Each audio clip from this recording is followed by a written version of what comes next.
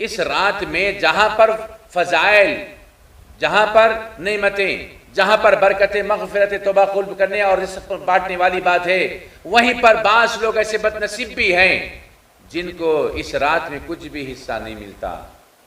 حالانکہ میں جب فضائل بیان کرتا ہوں تو اس بات کو آخری میں بیان کرتا ہوں کہ اس میں کیا کیا اللہ تبارک و تعالیٰ کی عذابات ہوتے ہیں، لیکن مجھے اس دفعہ یہ پہلے ہی اپنے ابتدائی بیان میں اس لیے کہنا پڑ رہا ہے کہ ہمارے ماحول میں جو کچھ ہو رہا ہے، قتل و غارت گری، ایک دوسرے کا خون کے پیاسے، ایک دوسرے کو قتل کر دینا، ایک دوسرے کو مار دینا، کسی کی جائیداد کو ہڑپ کر دینا، کسی کا ناجائز قتل کر دینا، کسی کو قتل کروا دینا، اسی طریقے سے کسی کو قتل پہ اکسانا، کسی کو خودکشی پہ اکسانا، کسی کو مر جانے کے لیے بار بار کہنا، اور کوئی کسی کی محبت میں، کسی کی چاہت میں اپنے آپ کو جہنم کے حوالے کر دینا، یعنی موت کو گلے لگانا وغیرہ وغیرہ۔ یہ باتیں ایسی ہو گئی ہے ہمارے ماحول میں کہ گزشتہ سال کی بنسبت یہ بہت زیادہ اس سال سننے میں آ رہا ہے۔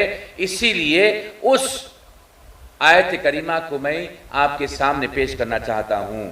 کیا ہے؟ روایت ہے عبداللہ بن عمر رضی اللہ تعالیٰ عنہ کی، رسول پاک صلی اللہ علیہ وسلم ارشاد فرماتے ہیں لیلۃ البرات میں اللہ تبارک و تعالیٰ سب کی مغفرت کر دیتا ہے سوائے کینہ رکھنے والوں کی اور خودکشی کرنے والوں کی۔ اللہ اکبر! لیلۃ البرات میں خودکشی کرنے والوں کی بھی مغفرت نہیں ہوتی۔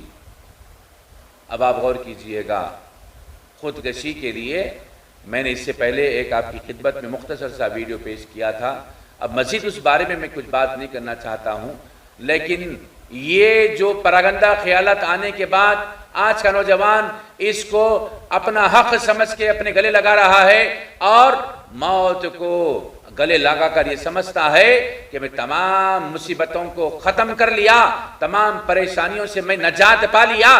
نہیں، ایسا نہیں ہے، بلکہ یہ تو مصیبتوں میں اپنے آپ کو ڈھکیل لیا، پریشانیوں میں اپنے آپ کو گھیر لیا۔ اور رسول پاک صلی اللہ علیہ وسلم کی حدیث شریف میں کیا ہوتا ہے، کیا بیان فرماتے رسول پاک صلی اللہ علیہ وسلم؟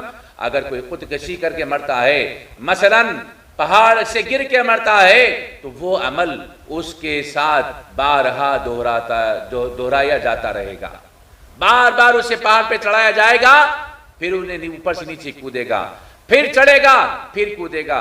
یہ سمجھتا ہے کہ ایک بار میں نے کود کے اپنی جان کو ختم کر لیا، اب قصہ ختم ہوگا۔ نہیں، بلکہ یہ ایک بار کا کودنا کروڑوں بار کودنے کی دعوت دیتا ہے، کروڑ بار اس کام کے کرنے کے لیے دعوت دیتا ہے۔ اب پہاڑ کی مثال ہے تو پھر اب اس کو جو نہ تھوڑا سا موڈیفائی کر لے، فی الحال زمانے کے اعتبار سے سمجھ لے تو کوئی بلڈنگ پہ سے چھلانگ لگانے کی بات ہو، یا کوئی اونچی اور مقام پہ کسی اور مقام سے چھلانگ لگا کے اپنے آپ کو موت کے حوالے کرنے کی بات ہو، ایسے لوگ کی مغفرت شب برات میں نہیں ہونے والی ہے۔ اللہم حافظنا، اللہم حافظنا۔ اے اللہ ہم چشم تر تجھ سے دعا کرتے ہیں کہ ہماری اس قوم میں جو یہ دور دورہ چل پڑا ہے اسے ختم فرما دے، اسے ختم فرما دے میرے مولا۔ ہمارے نوجوان جو چھوٹی چھوٹی بات پر موت کو گلے لگانے کے لیے آمادہ ہو جا رہے ہیں، مولا اس کو ختم فرما دے۔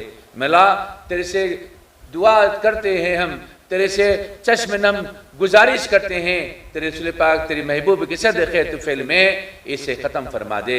جو رجحان ہمارے نوجوانوں کا ہے چھوٹی چھوٹی بات پر خودکشی کر لینے کا، میرے مولا اسے ختم فرما دیجئے۔ اس کے علاوہ لیلۃ البرات میں کون لوگ ہیں جو محروم رہتے ہیں؟ بہت ساری روایتیں ہیں، بس بعض روایت میں 13 لوگوں کا تذکرہ ہے، بعض روایت میں 9 لوگوں کا تذکرہ ہے، مختصر میں آپ کے سامنے رکھ دیتا ہوں۔ رسول پاک صلی اللہ علیہ وسلم ارشاد فرماتے ہیں لیلۃ البرات میں رحمتوں سے، مغفرتوں سے وہ محروم ہے جو رشتہ توڑنے والا ہے۔ اللہ اکبر! رشتوں کو جوڑو، رشتوں کو مت توڑو۔ لیلۃ المعراج کے موقع پر میں نے رشتہ دل توڑنے اور دل جوڑنے کے بارے میں جو آپ کے سامنے واقعہ رکھا تھا، اس واقعے کو آپ ذہن نشین رکھیں اور دل جوڑنے والے بنے رہیں، دل توڑنے والے نہ بنیں۔ اس کے بعد والدین کا نافرمان، اللہ اکبر! ہمارے نوجوانوں میں اکثر لوگ ایسے ہیں جو ماں باپ کے نافرمان ہیں، اکثر لوگ ایسے ہیں جو ماں باپ کی نافرمانی کر کے اپنے آپ کو بہت بڑا تمغہ حاصل کرنے والا سمجھتے ہیں۔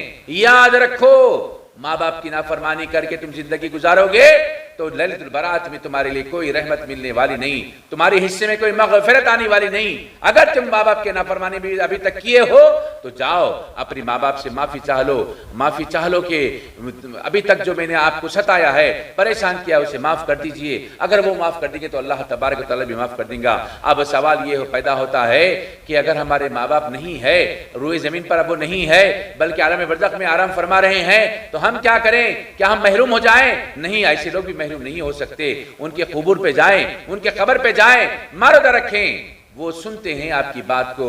رسول پاک صلی اللہ علیہ وسلم ارشاد فرماتے ہیں ایک قبر پہ اگر ایک پرندہ بیٹھ جاتا ہے تو قبر والا وہ جان جاتا ہے وہ پرندہ نر ہے یا مادہ ہے۔ تو وہ بھلا بتلاؤ، ہم تو جو ہے نا ایسی بات کر رہے ہیں کہ مر گئے، اس کا سلسلہ ختم ہو گیا ہے، پورا سلسلہ منقطع ہو گیا ہے۔ نہیں، اس حدیث شریف کی روشنی میں جب ایک پرندے کے نر ہونے یا مادہ ہونے کو پہچاننے کی بات کا تذکرہ کیا گیا ہے تو سمجھ لو کہ آپ اپنے ماں کی قبر پہ جاتے ہو تو آپ کے ماں باپ آپ کی قبر کے آنے پر، قبر پر حاضر ہونے پر جان جاتے ہیں، سمجھ جاتے ہیں کہ میرا بیٹا آیا ہے۔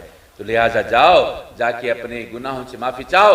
جب ماں باپ معاف کر دیں گے تو اللہ تبارک و تعالیٰ بھی معاف کر دے گا۔ اس کے علاوہ کینہ رکھنے والوں کو اللہ تبارک و تعالیٰ سے معاف نہیں کرے گا، شرابی کو معاف نہیں کرے گا، زناکار کو معاف نہیں کرے گا، جادوگر کو معاف نہیں کرے گا، اور کاہن کو معاف نہیں کرے گا۔ اسی طرح کبائر میں جو مشغول ہے ان لوگوں کو اللہ تبارک و تعالیٰ کبھی معاف نہیں کرے گا۔